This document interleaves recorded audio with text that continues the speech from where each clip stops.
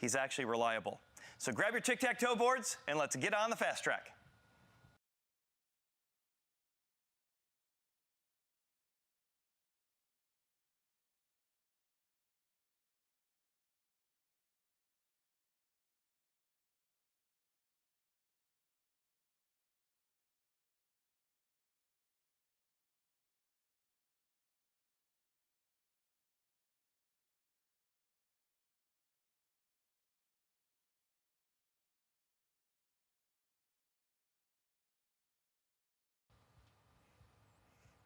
Well, I think for many of us, you're reading through the Old Testament, you get to the Tower of Babel, and you think to yourself, what is wrong with those people?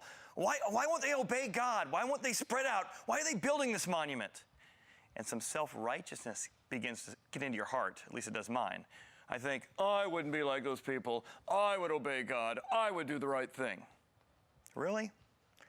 There's something wrong in my heart, and maybe in yours as well. The Tower of Babel is a classic example of what happens when you and I come face to face with the unknown. Uncertainty, with fear, with anxiety. What do? Every time, imagine this ball here is your heart. Every time you come to a crossroads and facing the unknown, you have a choice. Will you fill your mind with problems, or will you fill your mind with God's promises? You know, as a family, we've had a lot of different challenges. I have 2 teenagers, I have a 7-year-old with autism, and been married for 22 years. And in that process, our mind has been filled with an awful lot of problems that we've had to figure out how to trust God facing the unknown.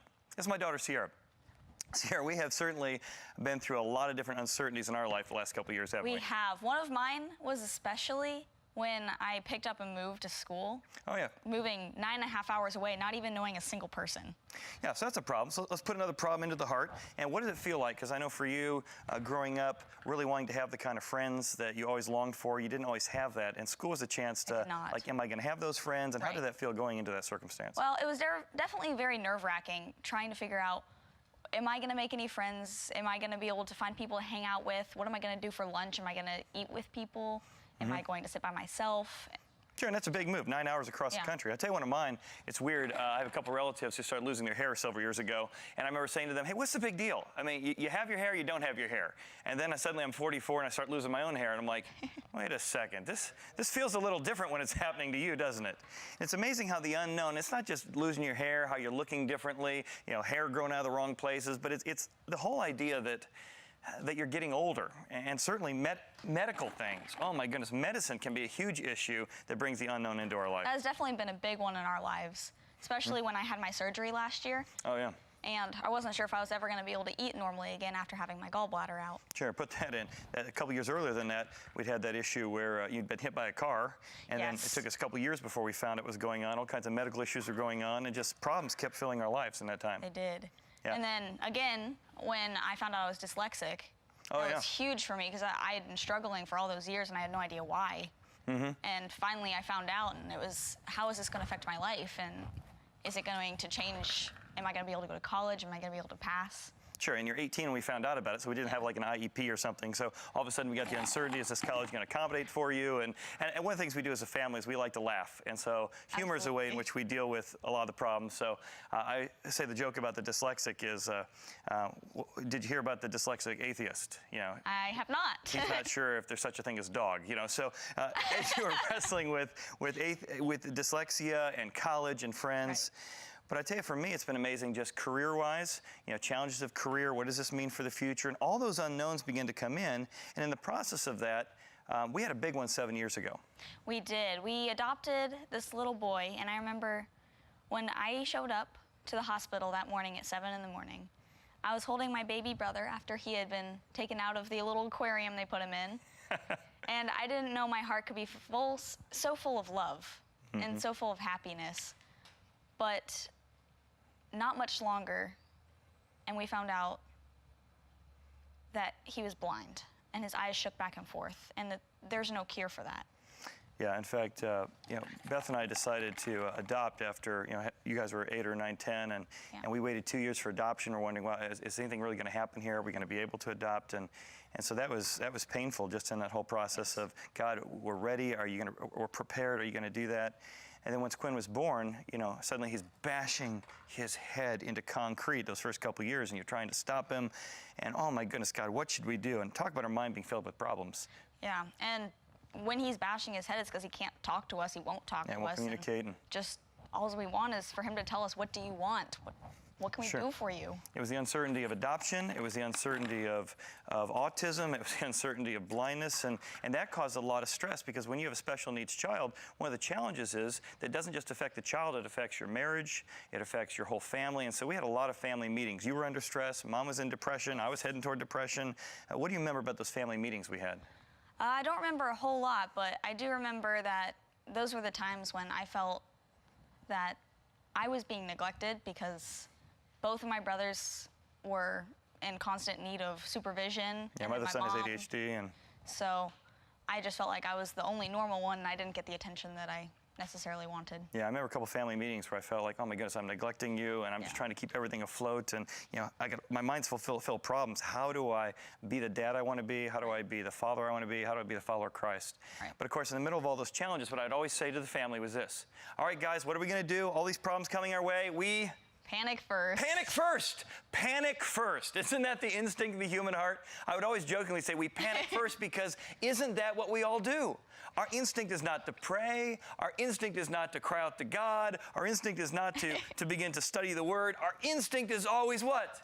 Panic first, right? That's what we do. And what happens is, when your heart is filled with all these different problems and all these anxieties, what happens in the middle of the panic is this: you all of a sudden begin to rehearse that over and over again. You begin to nurse those things over and over again. And that's all you focus on, is all of those thoughts that are just taking over your mind. Yeah, it's like what I call the snowball effect, which is when you take a snowball and you roll it and you roll it and roll it, it gets bigger and bigger. And the same thing happens in your mind. When you have these problems and you begin to panic first, your heart goes crazy. So let me show you what a heart looks like when you take these problems and you all of a sudden begin to panic. Here's what it looks like. Ready? Yeah, there it is. And those problems that were bad to begin with are suddenly all over the place, right? And this right here, this is what the Bible calls a double-minded heart. A double-minded heart is a heart that, instead of meditating on the mind of Christ, instead of meditating on God's promises, you're taking a bad circumstance and it's even becoming worse. Why? Because now you have, in the midst of all the problems, you have all the anxiety of how you're handling it. This is why the Bible speaks so practically about soul talk, talking to your heart about the promises of God. In Corinthians, it describes how we need to take every thought captive to the obedience of Christ. In Romans, it says that we need to be transformed, our mind, our joy, we be transformed by the renewing of our mind. So how do we do that? Well, we begin to place into our mind certain promises of God. And I'd say, whether it's scripture memory or just having a few key verses for things you struggle with, think of the promises of God as similar balls that go into your mind, or thoughts that go into your mind that bring peace into your mind in the midst of it. So I'll give you one of mine. One of the ones that I have memorized over the years is from Joshua chapter 1. When we've come face to face with medical issues, We have. we've come face to face with autism, anxiety, depression. I come face to face with Joshua 1. And there's several verses in there. One is, God says, "Be strong and courageous, for I am with you." I remember you using that one a lot of times before Javen and I went into surgery. Oh, yeah.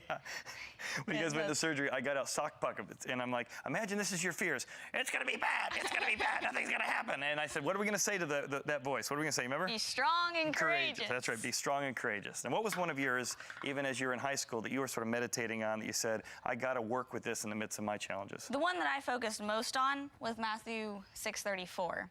And Matthew 6:34 says, do not worry about tomorrow, for tomorrow has its own worries, but instead worry about today and think about today and meditate on the things that God's doing in your life. Yeah, well, let's put that one in your heart. That's one for me too, because I have a tendency to be a planner. As a planner, I'm always thinking about the future. I'm thinking about, how do I get from here to there? And God has told me, in the midst of autism, when your son's in the 1 percentile when it comes to speech, if you start thinking about 2 days, 3 years, a month in advance, it can be very, very depressing. It can. Very discouraging. But if you say, boy, small victories, I want to celebrate small victories. Tell you another one from Joshua chapter 1 for me is, God says, meditate on my word day and night. Do not turn to the left or to the right, but instead meditate, and I will be with you. It's one of my big ones. Do you have another one? Yes, I do. Let's see. Oh, 1 Peter 4:12 has been a huge one this year for me. And it says, "Beloved, do not be surprised when the fiery trials of this life come upon you." Because every time something bad happens, I can't believe that it's happening, and it's so surprising. Yeah, all through high school, we'd have that conversation. Sierra would have some bad thing happen, or a friend was a jerk, whatever, and I'd say, honey, the situation's bad, but the bigger thing is that you're always surprised when bad things happen. God tells us this world is not Disneyland, it's a battle zone, so do not be surprised. So you decided to memorize that. It meant a lot to me. Joshua also goes on, he says, I am with you, I will not leave you, and I will not forsake you. And that's one of the reoccurring promises of God. No matter what's going on in your life, God promises that he will not leave you in the midst of your difficulty. Any more? Yeah, I have one more. I really like Philippians 4:6 because it talks about when do not be anxious about anything, but instead focus on the thoughts that are pure and holy and bring joy to your life and the great things that God has done for you. Yeah, and that word meditate's very similar. What are you thinking about? What are you rehearsing? What are you focusing on? Bouncing around in your brain? Head? Yeah. And so for me, all through my life, especially as a planner, because I can tendency to fool myself into thinking that I'm in control of my life or I'm in control of my destiny. I pop a few more in there. One of mine is from the book of Proverbs. The book of Proverbs says, "The horse is made ready for battle, but victory is the Lord's." It's a reminder to me that, yes, in the same way, I do want to make sure that I'm focusing on God, but I also know that though I'm going to do my planning, it's ultimately up to him. So this is what a heart looks like when instead of allowing the panic to go on, the promises of God bounce around in your heart as well. In the same way, those promises of God give us peace, they give us joy in the midst of difficulty.